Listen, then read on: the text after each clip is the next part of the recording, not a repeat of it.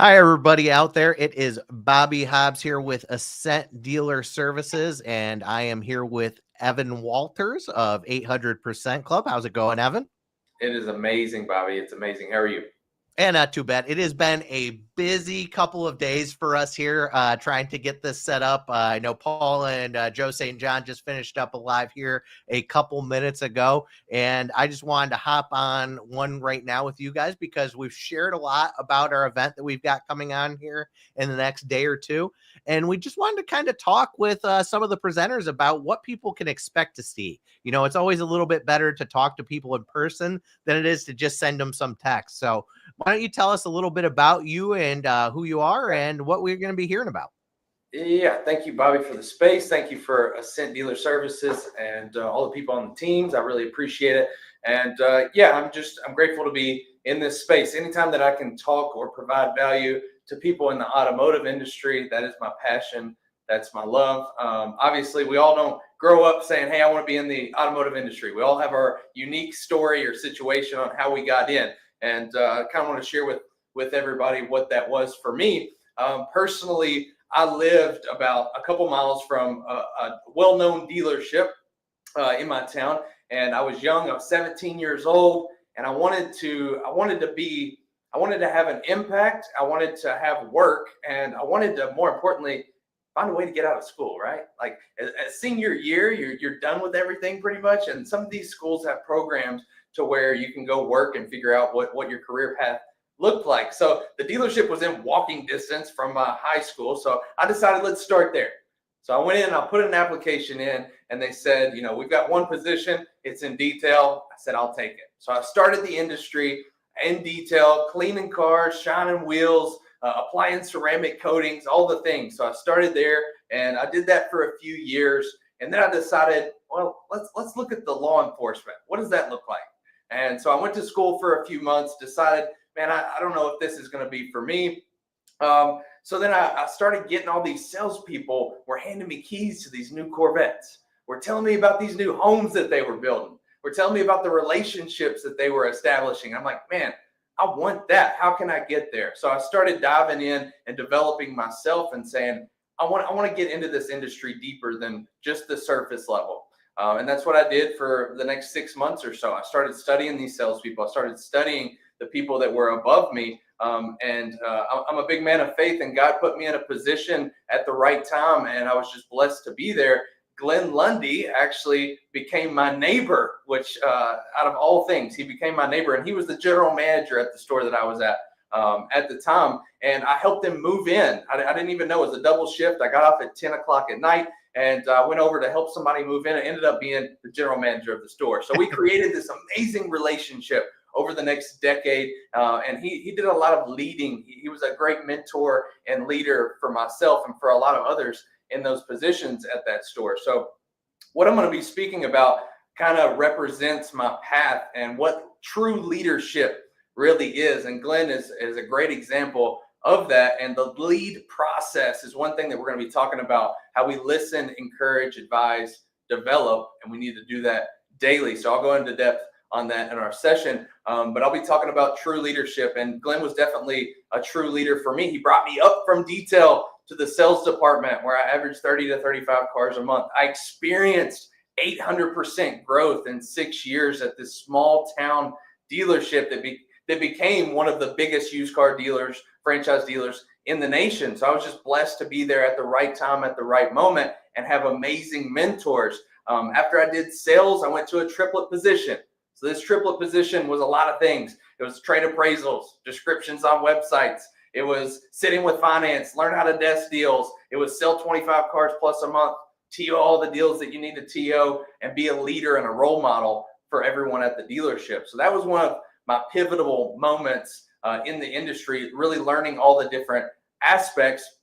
And then I dove into finance. And this is where I found the love of automotive. This is where I love the equations and the numbers and the puzzles and the customer interactions and all the things in finance. So I did that for 5 years, contracted a lot of deals in that short amount of time, ran some decent numbers, and was able to help a lot of salespeople get promoted into F&I, and then became a role model position at the store. And it came to a point, and this was really pivotal in my life. I needed to find, how could I impact more people? How could I impact more people than are just at that dealership? I worked with 15 other finance managers throughout the group. I helped them mold and produce higher numbers and to just have better lives all over. So I figured out, hey, this is the path and procedure to help grow people. How can I get involved with other people outside? And he's been an amazing mentor, as I said earlier, and he branched out of the dealership and thought the same things a few years before I did. And he created this company called 800% Elite Automotive. And that's where like-minded people, mostly from the dealership that I was and grew up from, that have the mental capacity of saying, I don't want to be 100%, I want 800%. I don't want just the average, I want to be elite. So he creates this room where all of the GMs, owners, managers, salespeople, anybody in a dealership can come and thrive and grow, and we can have a community. So I found that very intriguing. I wanted to do something with F&I, and he opened the door, 3 years ago? I think it was 3 years ago last month. So I've had the ability over the last 3 years to work with hundreds of finance managers all over the nation, finance managers and owners and general managers all over the nation, to see the different, because you know as well as I do, Bobby, all these stores are a little bit different. There's always something a little bit different. We're all basically the same in a way, like we all have the same big blueprint, but we have our own way of doing it. So I've had the pleasure of learning from a lot of directors and owners and GMs and management staff on what those are and all those different types. So my main objective or goal now in life is to help mold and create as many elite finance managers or business managers throughout the industry that I possibly can.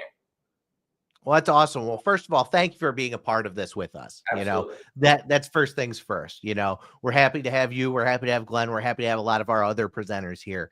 You said a lot of things, and it's a lot to unpack for some people out there. And I wanted to kind of touch on a couple of things that you talked about. First of all, I like the fact that you started off in recon. That's where I started off. That's where a lot of my mentors started off. One of the things that's nice when you take that path, you really don't take for granted everybody's job, and that can be something that happens a lot in this business. You get the guy who's the boss because it says so on the card, right? But when you went through that path, it gives you a little bit of a different view on it that not everybody has. So I really like that a lot. The other thing that you touched on was the learning from different people. And that's kind of why I'm happy to have you and all of the other presenters on here with us. At first, some people were wondering why we had other companies doing this with us. Right. Well, this isn't a space where we can't share with everybody, right? There is more than enough business out there for all of us, and that's one thing that I learned from Adam. You've got a great leader in your organization. I've got a great leader in mine. There's enough business out there for all of us.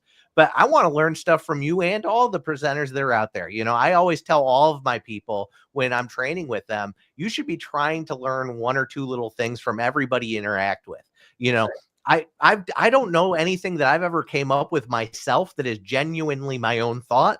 Anything that I think that I do well, I took from somebody and just made it my own, so I'm really looking forward to it. I think you're a great addition to the roster here. I'm looking forward to this being a big event with us here. And I was just taking a look. Sorry if you guys saw me looking away as I'm doing this here. I'm trying to play around with producing this as well, because this is the same setup that we're going to be using for the event. And I've never really done anything of this size before. So I'm kind of trying some things out today as we do it. But Evan is going to be presenting on the 18th, Wednesday, at 11:30. Glenn is going to be kicking off the event with us tomorrow.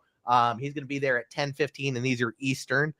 If anybody wants to sign up and you haven't signed up already, the comments have the sign up where you can sign up for it. So please, please, please do. If you don't have to watch it live, that's one thing I wanted to share with anybody. One thing that was kind of my thought when we started making this event, Evan, just so you know, in my experience, most of my experience in the automotive industry is either as a general manager, a variable ops director, where I want my people to get training. While yes, I want training for myself, I'm really focusing on getting my people training. Well, a lot of times it's hard to give away my people for that time, right? Well, what I wanted to do is kind of produce something that, yes, we would like everybody to watch it live. We'd like the comments. We'd like to have it be interactive. But as long as the people sign up for these events, they're actually going to get access to get an on-demand link where they can watch it at their own pace. So if there's something that they missed or there was a presenter that they wanted, they're not going to have to worry about that. So it's definitely something that we want to have everybody in there, and we look forward to it a lot. You know, like I said, I'm looking forward to yours as one of the main ones I want to look at there. Anything else you want to share with anybody before we head out today? I just want to give thanks again for the grace and the opportunity.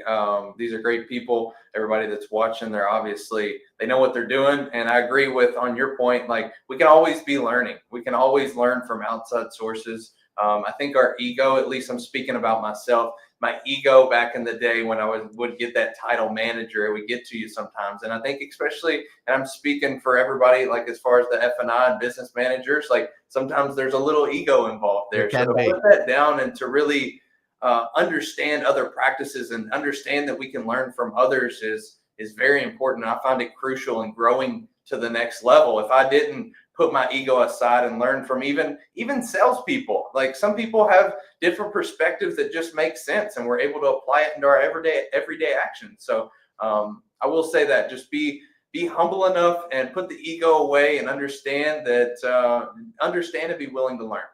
I think that's a great point. You know, that's one of the things as a manager that you don't often get taught, right? Mm-hmm. You don't get taught that there is a major difference between a leader and a manager, you know. And it's sad because it's probably one of the most important things that you can learn. You know, people will do anything for their leader. They will do very relatively low amounts of things for their manager. So, you know, that's a great point. And I think that's a great way for us to end it here. Like I said, I am really looking forward to this event, looking forward to your session, and looking forward to seeing all of you guys out there. I'm going to be having another live here. Like I said, live's heavy today.